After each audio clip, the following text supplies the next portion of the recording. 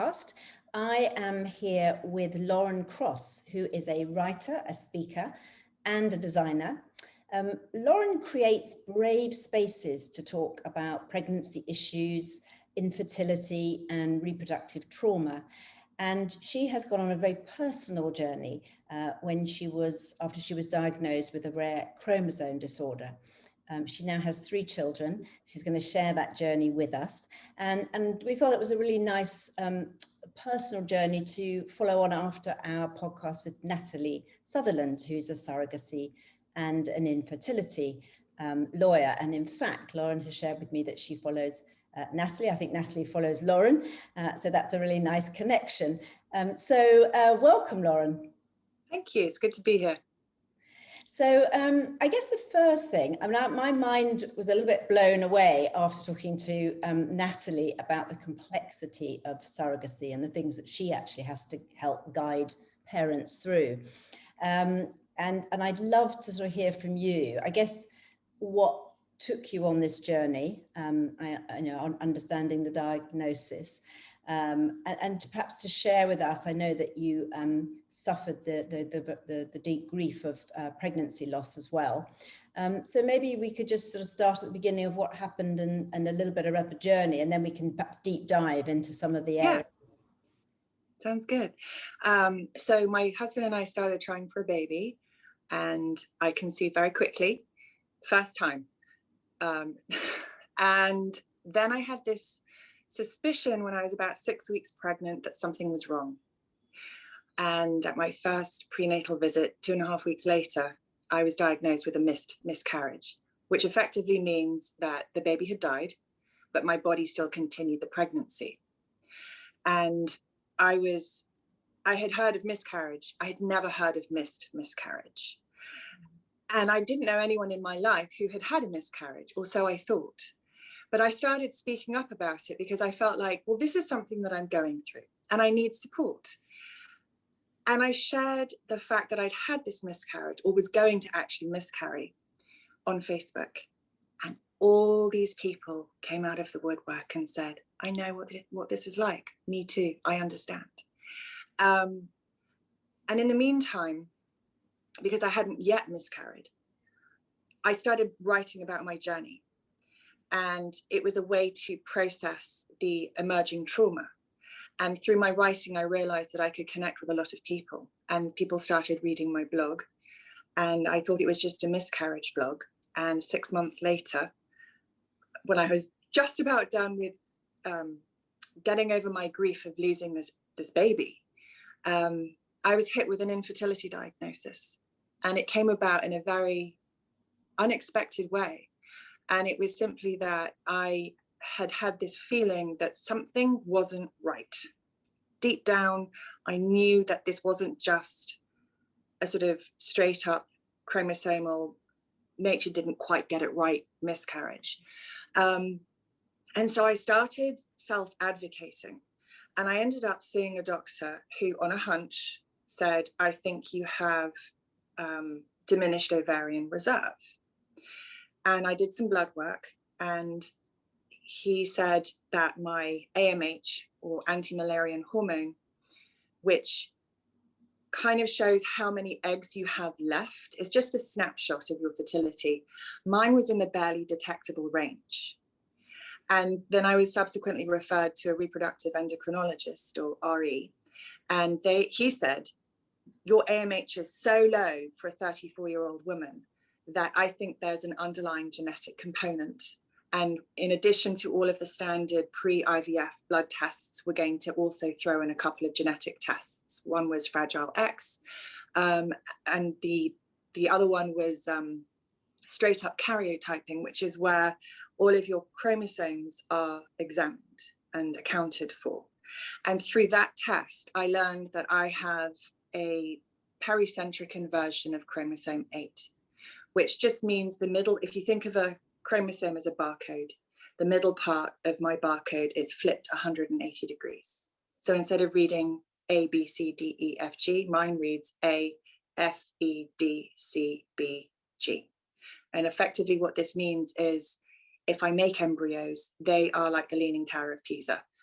They're just going to end up being slightly tilted to one side, a bit messed up, and this does not produce a viable pregnancy. So at that point, my choices were either adopt or pursue egg donation. And my husband and I always wanted more than one child. And so we chose egg donation.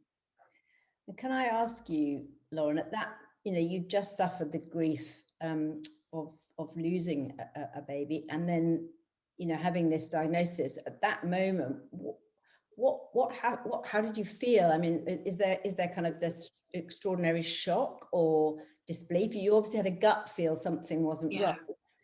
How did you kind of come to terms with that piece before you made that decision? Because there must have been a bit in between that must have been really difficult to come to terms with as well.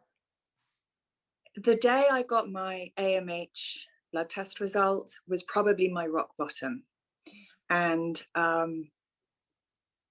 I'm writing a book about my journey, and I can remember what I wrote. And I said I was aware that there was this tsunami rushing towards me, and before it hit, I called out for my husband to show him the result on the computer screen. And one of the saddest things I've ever seen was my husband frantically researching, desperate to prove me wrong. And the tsunami hit, and I just lost my shit. I screamed. I was punching the bed. It's not that I couldn't imagine having a child who wasn't genetically related to me, because adoption was something I'd always planned on doing. It's just that it was kind of like supposed to be in addition to a biological child. And certainly I think when our choices are taken away, we do feel very trapped. I think you can have too much choice, but certainly in that moment, the baby that I had lost seemed more precious than ever. And I said to my husband, you should leave me. You deserve better than me, this completely broken, barren failure of a woman, of a human being. And he just put his arm around me and said, don't be ridiculous. I'm not leaving you. We'll get through this together. And it is a real, I went through a miscarriage, and it is a real sense, isn't it, of that, both the loss and also the sort of that piece about being a mother and a feminine and not being able to bring a baby through it. And you talk, actually, it was interesting. I noticed that you used the word pregnancy loss rather than miscarriage, and that feels a much more positive way of talking about it in some ways. I don't know why, but the word miscarriage is to me was always quite a difficult word to live with, I suppose. Yeah, well, I like to think of myself as a feminist, and so much vocabulary in gynecology and obstetrics is really misogynistic. And miscarriage is one of those things that it sounds like you did something wrong. Advanced maternal age, geriatric pregnancy, these are actually not very nice terms. And as the mother of people who are donor conceived, I really do believe in using positive language choices. I had 2 cesareans, both were planned for different reasons. And the idea of having a C-section sounds quite violent in a way. Birth is violent, isn't it? Yeah. So I like to use the word belly birth. And so I'm big on positive language choices. And so I tend not to focus on miscarriage because, like I said, it feels like we've done something wrong, and actually we haven't. But also I feel by using the words pregnancy loss, we open up the conversation to people who've had stillbirth or stillborn babies, as well as people who've had chemical pregnancies, which is a very, very early loss. So I feel it's kind of more inclusive generally. It's a really good point, a very good point. And thinking on then from when you went through the grief and then that terrible shock and the beating of the cushions and everything, to work through that piece. What happens then? I mean, how does this process work? How do you choose a donor? How do you go about making some of those decisions? Because talking with Natalie about surrogacy, there were some such important decisions to make along the way. Yeah, well, first of all, I can only really speak about the process in the States. because that's where I live. And California is different to other states. Each state in America has its own kind of set of rules. I was referred to 2 clinics, and I ultimately went with the clinic that had an in-house donor pool. And when I thought about who I wanted to choose, because again, like unlike the UK, if I'm not mistaken, you're usually matched with a donor. And I think a lot of clinics on the East Coast of America, they actually don't show you a picture. It's the doctor who's matching you, which I actually find quite outrageous, because why would we give that power, that level of control, to someone who's not in your life? They're just basing it presumably on looks. And I'll get into that in a minute, because looks were important to me. I wanted someone who looked like she could be a family member. At the time, I wasn't sure that I would be as open as I am. Certainly, we always planned to tell our children. Our closest friends and family knew what we were doing at the time. But now I'm basically completely open. So now, if I were choosing a donor, it might be slightly different. But at the time, I wanted someone who's tall, because I'm nearly 6'1". I wanted someone who had a good head of wavy hair, like me. I didn't really care too much about ethnicity. My father and my husband's father are both olive-skinned, so I didn't mind if someone was part Middle Eastern, part Hispanic.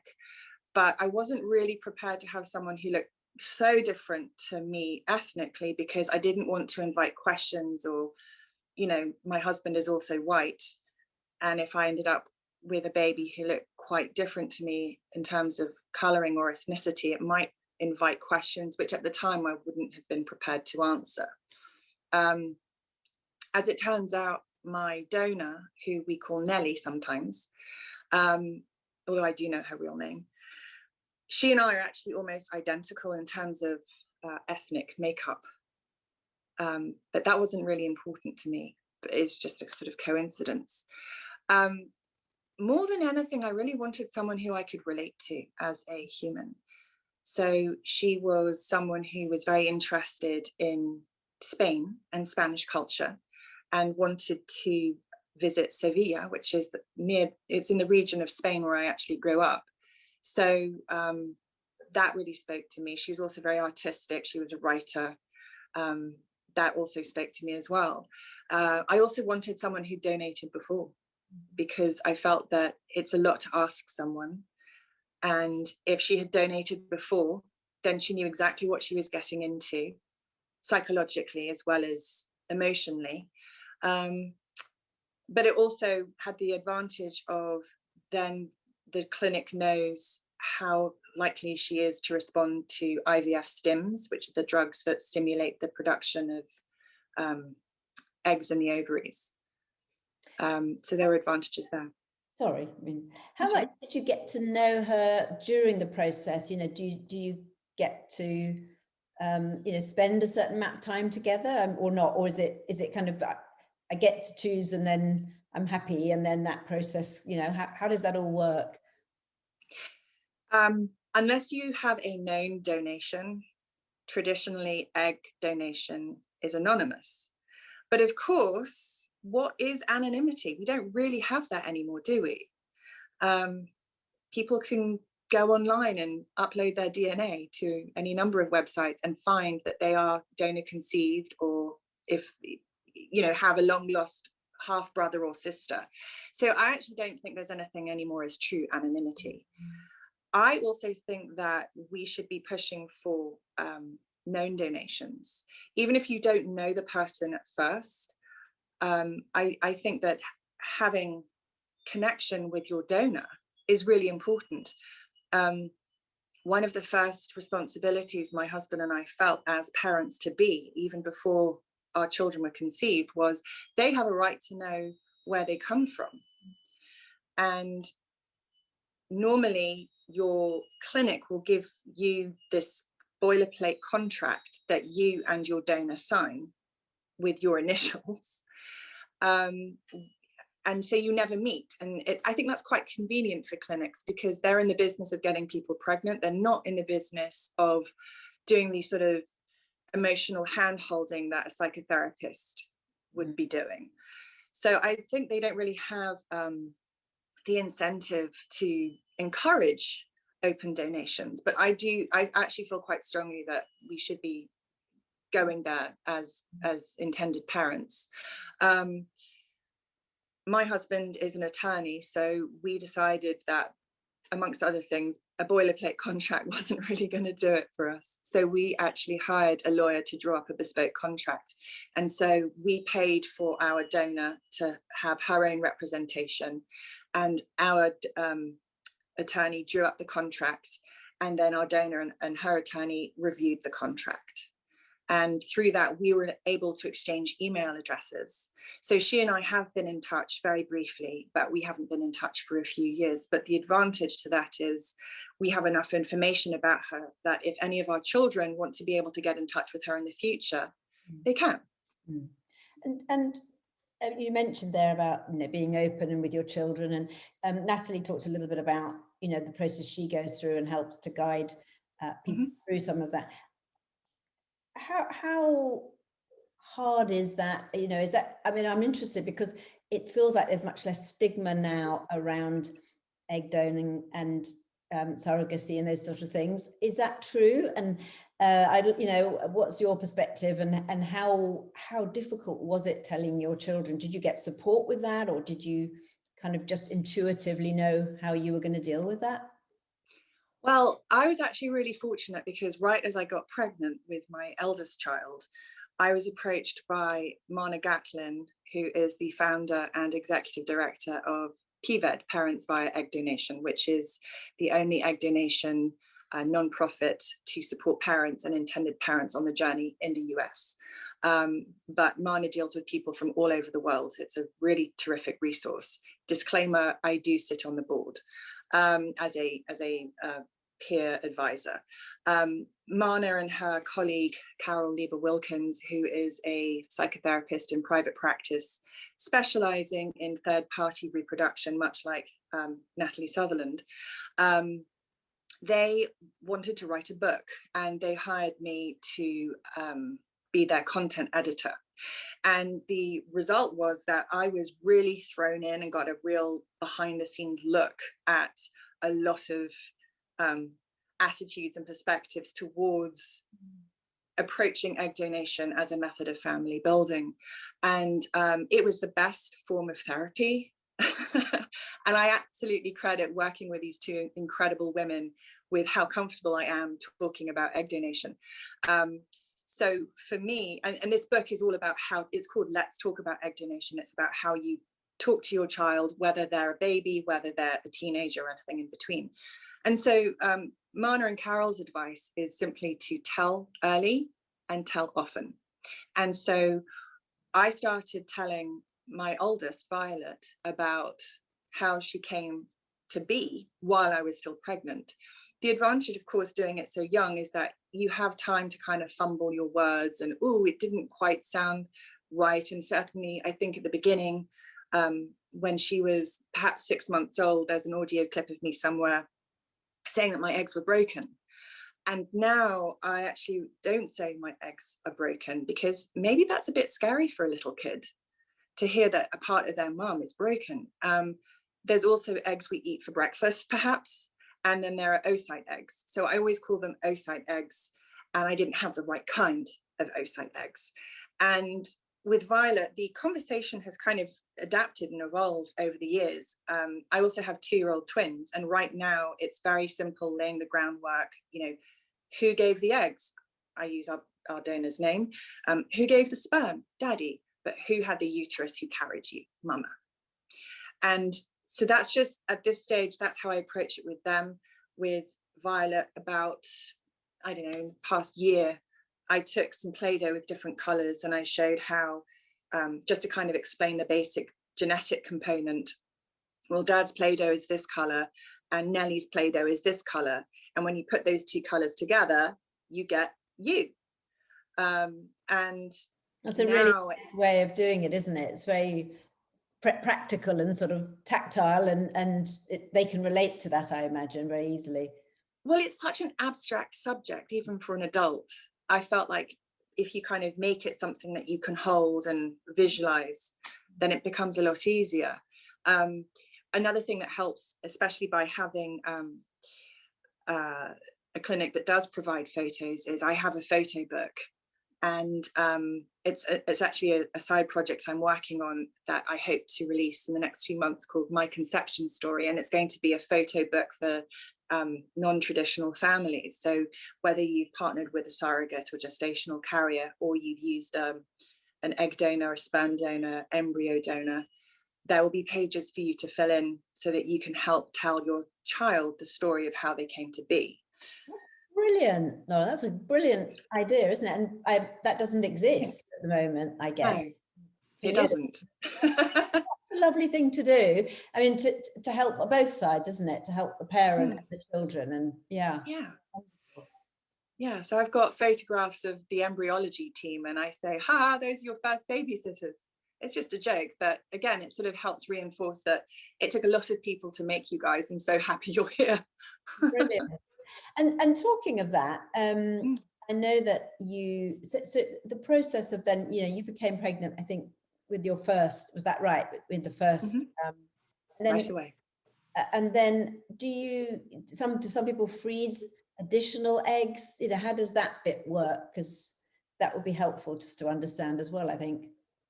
Yeah, so I never did IVF with my own eggs because of my genetic disorder. So I have no authority to speak on the subject because I don't even have personal experience. My understanding is if you were doing an IVF cycle and got 16 eggs, that would be pretty good. Our donor produced 41 mature eggs, which I'm told is an absurd, obscene, unfathomable amount of eggs to be carrying in your ovaries. I can only imagine. Our clinic advised us, because we had more than 30 eggs, that we should freeze some. And so we froze 13, we inseminated 28. And on the 5th day, we had 14 embryos. And even though our donor was young and healthy and obviously incredibly fertile, we still opted to do PGS, which is a genetic test that looks at all the chromosomes, because you might say, once bitten, twice shy. And as a sort of, not a side effect, but one thing that you learn about from testing your embryos this way is you do learn the sex. And after the tests were done, we ended up with 10 normal embryos, 5 male and 5 female. And so with my oldest child, we transferred one of each sex because we didn't want to choose. Both embryos took. The boy didn't make it. His heart never developed. So it was under normal circumstances, it might be considered a chemical pregnancy. But yeah, my girl Violet, she's now 6, and that was that. It took the first time. It was a slightly different story with our twins. Right. Okay. And a very sort of brutal technical question, because we've talked a lot about the process. I think Natalie was saying on surrogacy, and I asked her the question of, how expensive is something like this as a process, and how available, I suppose, accessible is it to people? Is it a very expensive? She said surrogacy actually is, because there's so much, sort of legalities involved in it. Is that the same with this? Kind of. So my understanding is that, and again, this is just California, every state is different, every country is different, but my understanding is that surrogacy here in California can run between $100,000 to $250,000, because you're paying for everything. And if the gestational carrier or surrogate needs childcare because she has to go to a doctor's appointment, then the intended parents are going to be paying for that. She shouldn't be out of pocket for anything. When it comes to egg donation, the costs are the same as IVF, plus your donor fee, plus, if applicable, the agency fee. So I think a round of IVF in the US is somewhere in the region of $20,000. And then your donor fee could be, I think it gets capped at $10,000 unless you work with a very specialized agency. And if you have this supermodel with a IQ of 180 and you want to be the only people who get to use her eggs to have a family, then you will pay for that. So, I mean, our costs were in the region of $40,000. We were very lucky that I came into a sum of money that covered that to the dollar. Otherwise, I'm not sure what we would have done. It's prohibitively expensive for most people. It's such a shame, isn't it? Because it is such an important avenue yeah, for people, particularly when you can carry the child yourself. Of course, adoption is an option as well, as you said. But it's one of the avenues, isn't it? That's so important. Can I ask you, going through the process, what was the highest point, the most kind of joy, that real joyful moment? I'm sure you've had very many, so share. And one of the lowest ones, just I'm thinking when people are listening to something like this, you know, what that kind of seesaw of moments that you've had to go through.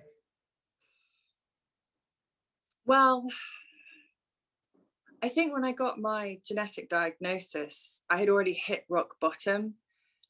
And I think at that point I had been, after my initial, shit fit, I had kind of been a bit numb. And when I got the diagnosis, I actually was in London, 6,000 miles away from my husband, because I had flown there at short notice because my grandmother had died.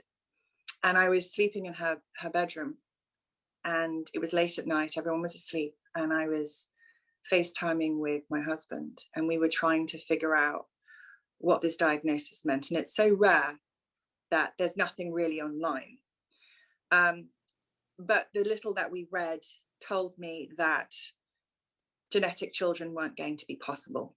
And there was no pill to take, there was no treatment, all the acupuncture in the world, all of the things that people do when they're having a hard time getting pregnant, nothing was going to work.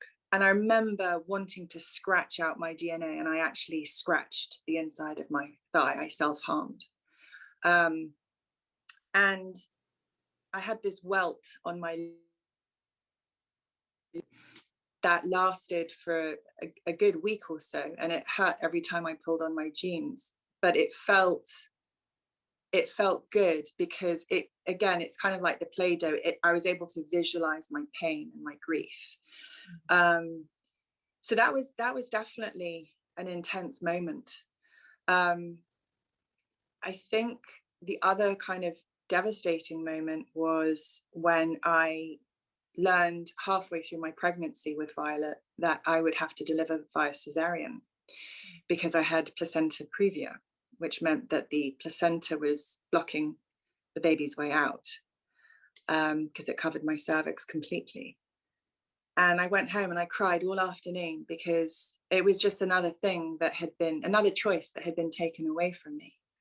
And I ended up reading this really great book that I really recommend that all pregnant people read. It's called Choosing Cesarean. And it just gives a sort of more balanced view about belly birth and how it can be a really great choice. And so I ended up coming to the conclusion that, you know what, it's okay. The important thing is that this baby arrives safely. I'm just a vessel to bring her into the world. And then I thought, well, maybe my placenta previa will end up being a blessing in disguise. And certainly it was, because all throughout my pregnancy, I kept asking about placenta accreta. And that's a condition where the placenta grows past the lining, which is what normally gets shed every month. So it's a mechanism designed to detach from the uterus. And that's what the placenta normally attaches to, but in very rare cases, it will grow through the lining and into the uterus itself. And when it tries to detach, you end up hemorrhaging. And this is what happened to me after Violet was born. So the previa was absolutely a blessing in disguise. And so I remember being on the operating table and thinking, well, of course, this is happening to me. Why wouldn't it, after everything I've been through? And in a way, it was a low point, but in a way, it was a very wonderful thing, because I realized through this sort of almost near-death experience, I realized what's important. And the important thing was that I leave that room and go be a mother to this little baby that I had fought so long and so hard to bring earthside. And so that moment of meeting her, of course, was surreal and mind-blowing. Definitely a high point.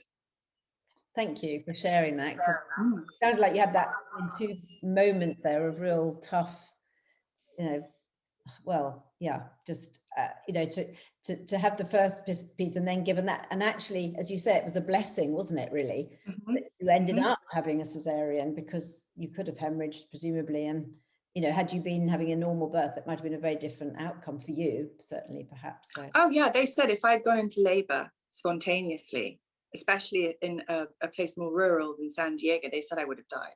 We both would have. Well, thank goodness for that.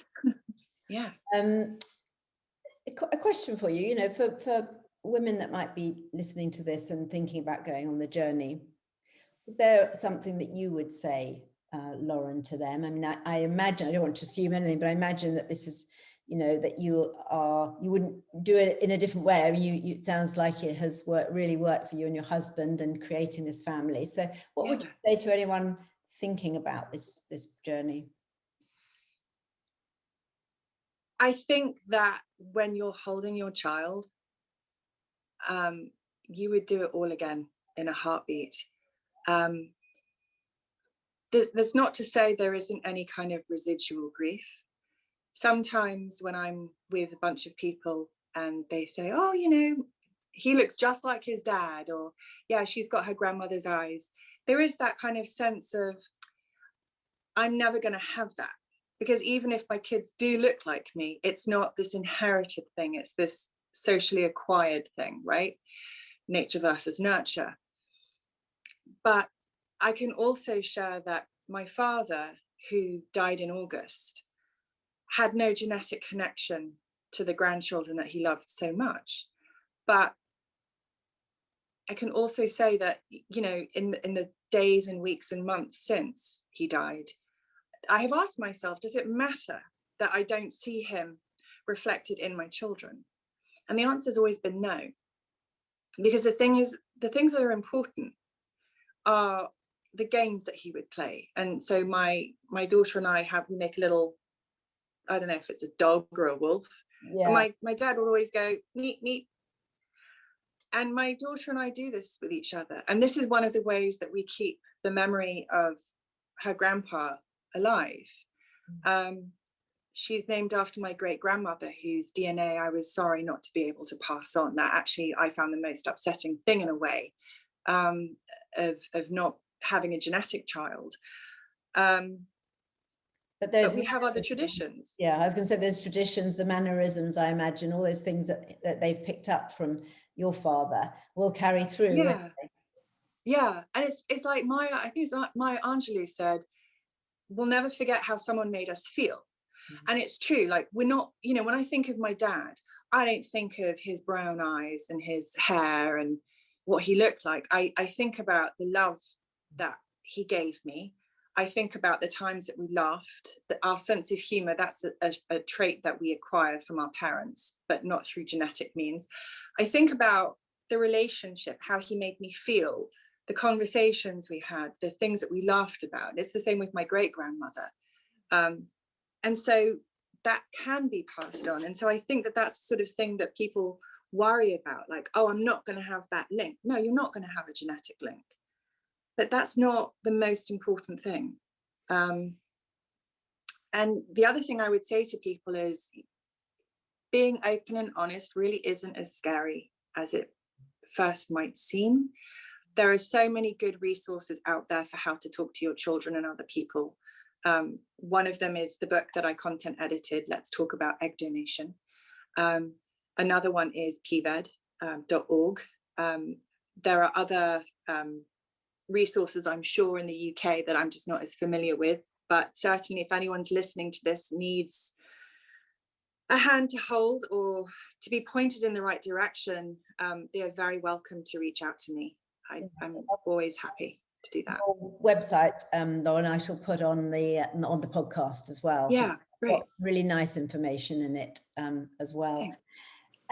But maybe lastly, I'm going to ask the kind of question, what next for you and your family, but particularly around this, you mentioned about a memoir and perhaps putting this journey down on paper. Is that, apart from this other piece that you're doing on the conception story, but a memoir? Yeah, so I have this blog and I decided to turn it into a memoir because I realized that I'm pretty comfortable talking about something that a lot of people are not. And I think that I can connect to people through my writing. And so that just seemed like the logical next step. And so it's a bit slow going because I have 3 young children. And now with the pandemic, I have no childcare. But last year, every Saturday, I took a writing class. And I started it with a 4th draft already completed. And so technically now I'm working on my 5th draft. So it's almost ready, and my goal is to finish the manuscript in the next 6 months, and then we'll see. Brilliant. Oh, that's going to be amazing, because I think these things are so important, aren't they, for women? You know, just by reading someone else's journey can give you all the courage to take that next step. And I loved your piece on your website about, you know, creating these brave spaces, or maybe safe spaces as well, for people to have these conversations, because they're so important. Lauren, thank you so much. It's been such a pleasure talking to you about this. And it is very technical, as is my conversation with Natalie, but there's so much, you know, so much sort of personal journey in this, isn't there? And I imagine so much personal growth for you and your husband, for the children, and we'll carry on. So thank you so much for sharing that. It's been wonderful talking to you. Thank you for inviting me. The pleasure has really been mine. Thank you, Lauren. All right. I hope you enjoyed the conversation today. And if you'd like to listen to more conversations with inspiring women, do look at our website, rotmyage.com, or register to have them delivered direct to your inbox.